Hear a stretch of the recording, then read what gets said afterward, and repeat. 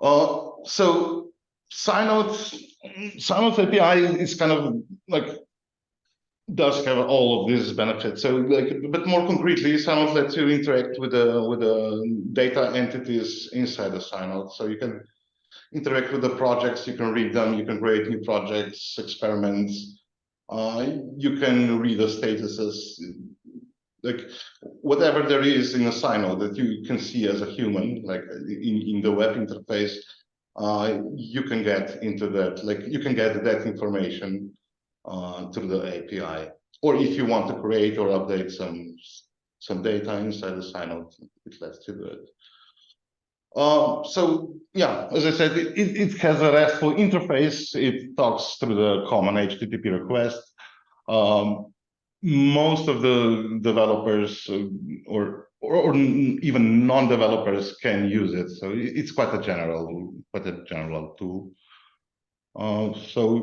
And we've seen many different use cases. So Shyam and David will be presenting them. So it is from a really small thing to this huge blown, like putting SciNote into middle of 10 or 5 different tools and automating stuff and designing the data flows, designing the processes you have in your organization. I just wanted to mention webhooks. So webhooks are kind of a complementary mechanism to the API. It's like they're usually referred as a inverted API. So the difference between the API and the webhooks is that API is usually a passive system. So you need to call it, say, okay, give me the list of the projects, or you can say, okay, create a new project, or give me this specific project. And usually this is not the best, not the best approach, to see if something new is happening in SciNote, for example.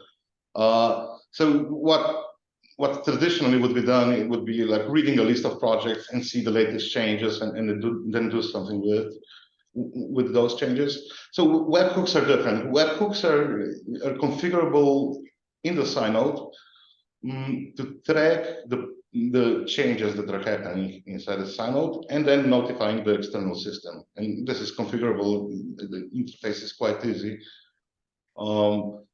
So you can react to something happening in SciNote in outside system and create something, do something with it.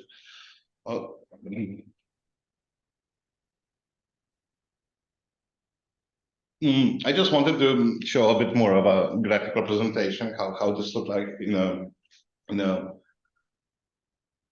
bit high level, but you can see on the left-hand side that there is SciNote.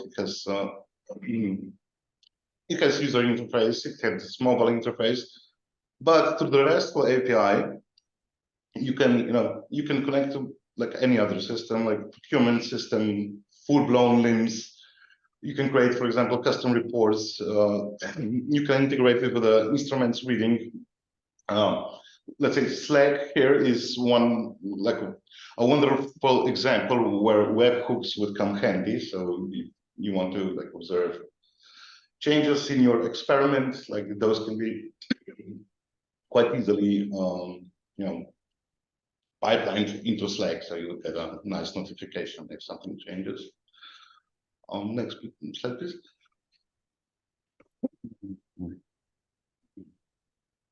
So how does this look in practice?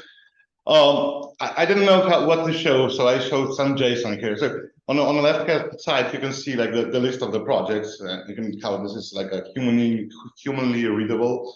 On the right hand side, like this is a result of having call to the project's endpoint. So this kind of structure you get. So you can see it's quite like it can almost map one-on-one. So you can see like all the information you have there,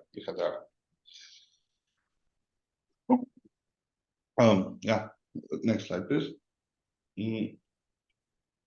So when designing the SciNote API, we try to stick to some some principles which are maybe not as common in some other APIs, but they're not like really different. Like they're just we'll get to there. So it's RESTful API with a standard create, update, read functionality. Doing like it's like it is having conversations in JSON. We try to be really transparent and non-opinionated, and what this means is we want to with the API we want to cover as many use cases as possible. So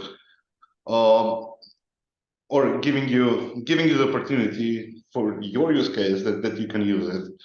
By being completely non-opinionated there, it means that sometimes like this can be a bit of like using the API can be a bit cumbersome, but more importantly, it can be done. So like whatever you're having, whatever is your use case, most probably it can be done through our API.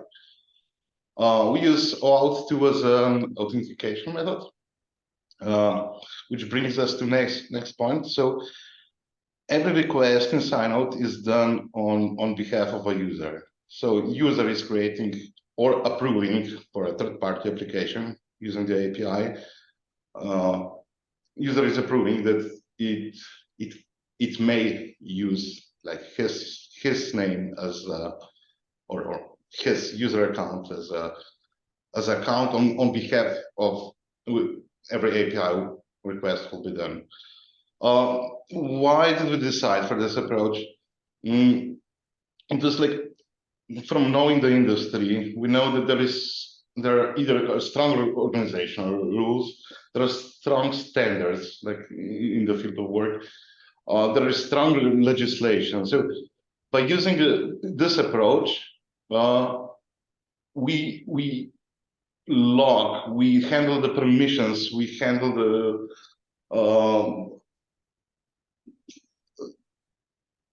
audit trails as it was done by a user. Like there is a second benefit of that. So if you want to, if you want to integrate with two different systems, that should have two different read, access to access to two different pieces of data in SciNote. You can configure like permissions on a user level that one integration has access to this part of the data in your SciNote, and the other integration has only access to this data, to this part of the data. It is counterintuitive sometimes, but when you start thinking about it, it makes then quite a bit of a sense. Can we go to the next slide, please? Yeah, so I expect at the end of this webinar, everybody knows the list of the possible endpoints that we have in the SciNote. So as you can see that these are all of the endpoints that we have currently.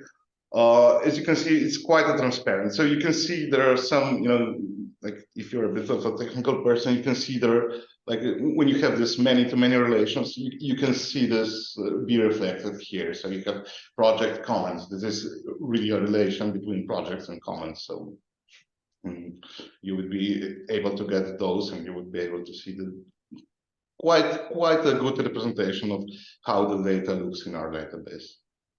Can we go to the next slide? Yeah, so we were building our API endpoints as we went, so as the need arose. And this was, I think this was like the best approach, because we were always talking with our clients, like how they will use the API endpoints, what are their use cases, what are their data flows.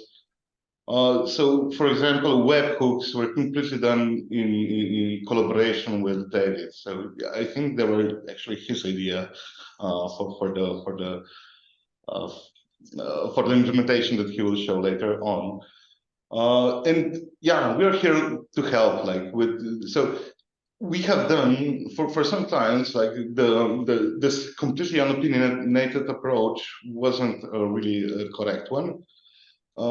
So we have in our in our repository now some, I think there should be around 10 of them, some really like higher level endpoints that are, I don't know, for locking the tasks, for example, because locking the task means changing quite a bit of those. Like we would need quite a bit of calls on those endpoints, but like it's a task where some where multiple events needs to happen like in a row. So we have some of those, and if you find a need and it is general enough, we're here to implement it. We're also here to help you with your implementation, to help you with the ideas, to help you with the design of your system. So